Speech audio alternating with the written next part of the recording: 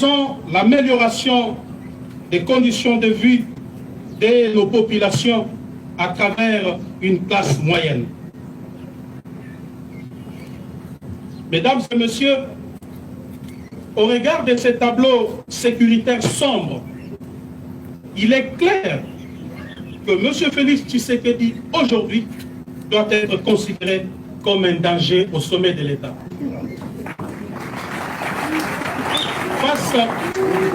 Face à ces chaos de gestion et des situations de non-État, une nouvelle offre politique s'impose à tout point de vue. Cette offre politique que nous proposons à travers l'Alliance pour le changement consiste en la transformation de l'homme congolais. À la refondation de l'État, la mise sur pied d'un modèle économique et financier favorable au contexte congolais et à la révolution sociale à travers une gestion rationnelle et raisonnable de nos ressources et richesses naturelles. L'Alliance pour le changement vise l'amélioration des conditions de vie des populations congolaises à travers la création d'une classe moyenne. En cela, elle se veut le champion de la pratique de l'équité, de la justice et du droit, de la protection et la sécurité sociale, ainsi que de la quête permanente du bonheur partagé, en réalisant un équilibre intelligent entre l'État, le patronat et les salariés.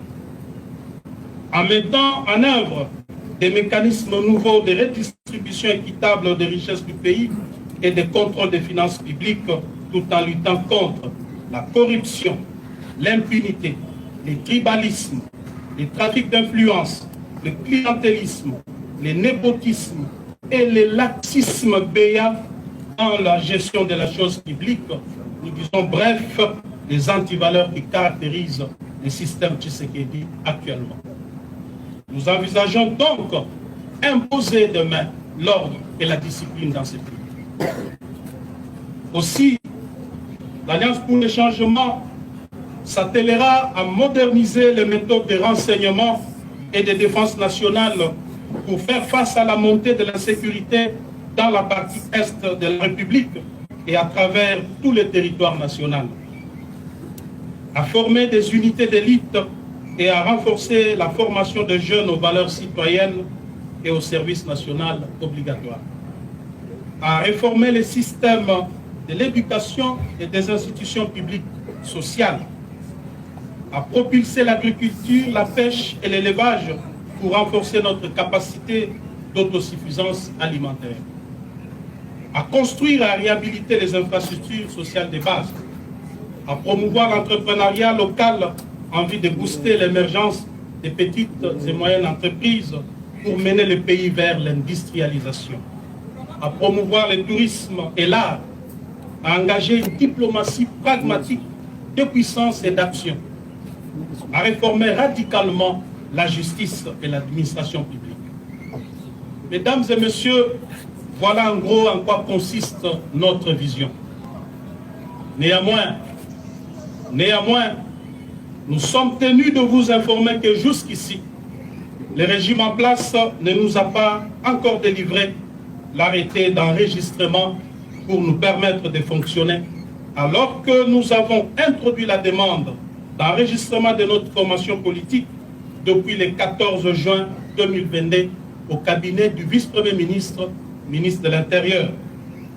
Il faut souligner qu'après examen du dossier, ces services l'ont déclaré conforme à la loi numéro 04/002 du 15 mars 2004, portant organisation et fonctionnement des partis politiques, et c'est depuis le 15 juin 2022, date à laquelle le récépissé de conformité nous a été délivré par les 10 services.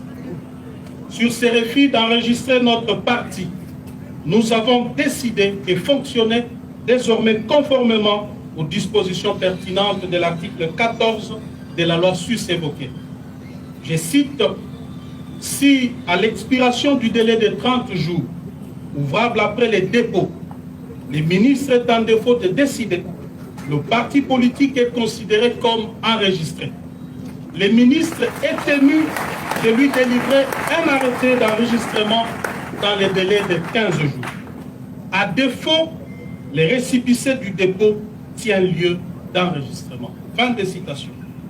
À ce jour, nous sommes le 18 juillet 2022, soit 34 jours après le dépôt du dossier. Le parti est donc d'office fonctionnel au regard de la loi suisse européenne.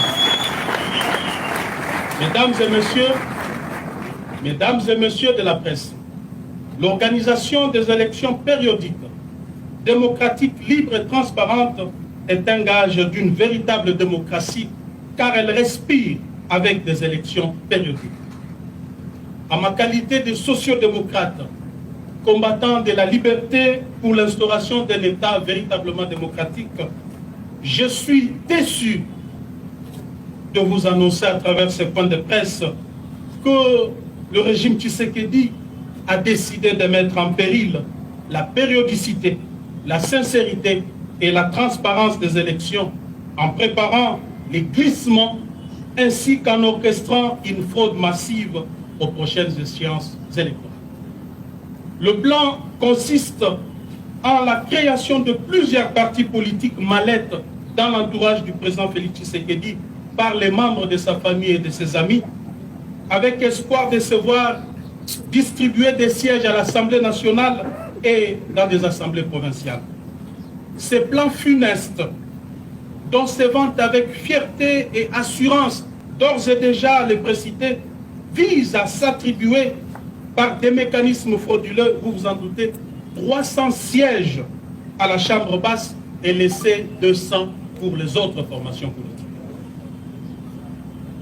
J'avais eu le courage en son temps de m'en prendre vertement à certains dans l'entourage du président Félix Tshisekedi pour dénoncer ces plans qui ne cadrent ni avec la vision, ni avec l'idéal pour les